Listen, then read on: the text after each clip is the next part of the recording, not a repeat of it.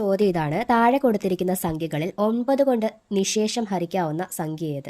അപ്പോൾ 9 കൊണ്ട് നിശേഷം ഹരിക്കാവുന്ന സംഖ്യ ഏതെന്നാണ് നമുക്ക് എന്ത് ചെയ്യേണ്ടത്? കണ്ടുപിടിക്കേണ്ടത്. അപ്പോൾ 9 കൊണ്ട് നിശേഷം ഹരിക്കാവുന്ന സംഖ്യകളെ എങ്ങനെ കണ്ടുപിടിക്കാം? ഇവിടെ തന്നിരിക്കുന്ന സംഖ്യകളുടെ തുക എടുക്കുക.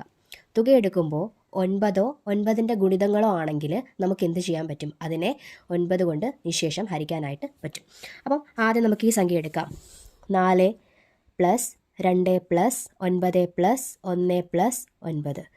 4 2 6, 6 9 15, 15 1 16, 16 9 25. അപ്പോൾ 25 എന്ന് പറയുന്നത് 9ൻ്റെ ഗുണിതമാണോ? അല്ല. അപ്പോൾ ഇതല്ല നമ്മുടെ ആൻസർ. അടുത്ത സംഖ്യ എടുക്കാം. ഇത് എടുക്കാം. 2 പ്ലസ് 2 പ്ലസ് 9 പ്ലസ് 2 പ്ലസ് 3. അപ്പോൾ എത്ര കിട്ടും? 2 2 4, 4 9 13, 13 2 15, 15 3 18. 18 എന്ന് പറയുന്നത് എന്താണ്? 9ൻ്റെ ഗുണിതമാണ്. അതുകൊണ്ട് തന്നെ നമുക്ക് എന്ത് കിട്ടി? 9 കൊണ്ട് നിശേഷം ഹരിക്കാവുന്ന സംഖ്യ ഏതാണെന്ന് കിട്ടി.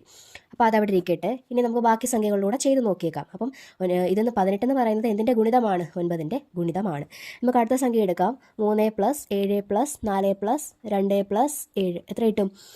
7ഉം 3ഉം കൂടി കിട്ടുമ്പോൾ 10, 10 4 14, 14 2 16, 16 7 23. അപ്പോൾ ഇതും അല്ല. അടുത്ത് നോക്കിക്കേ.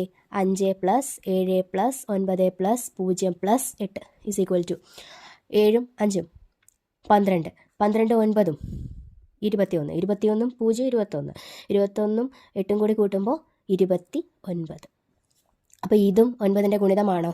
അല്ല. അപ്പോൾ നമ്മുടെ ആൻസർ എത്രയാണ്? ഈ രണ്ടാമത്തതാണ് ആൻസർ. അപ്പോൾ നമ്മുടെ ആൻസർ ഓപ്ഷൻ ബി ആണ്. കാരണം എന്താണ്? 9ഓ 9ൻ്റെ ഗുണിതമോ ആയാൽ മാത്രമേ നമുക്ക് എന്ത് ചെയ്യാൻ പറ്റത്തുള്ളൂ? 9 കൊണ്ട് നിശേഷം ഹരിക്കാനായിട്ട് പറ്റത്തുള്ളൂ. അപ്പോൾ 9ൻ്റെ ഗുണിതമായത് ഏത് മാത്രമാണ്? രണ്ടാമത്തെ ഓപ്ഷൻ മാത്രമാണ്. അപ്പോൾ ആൻസർ ഏതാണ്? ഇതാണ്.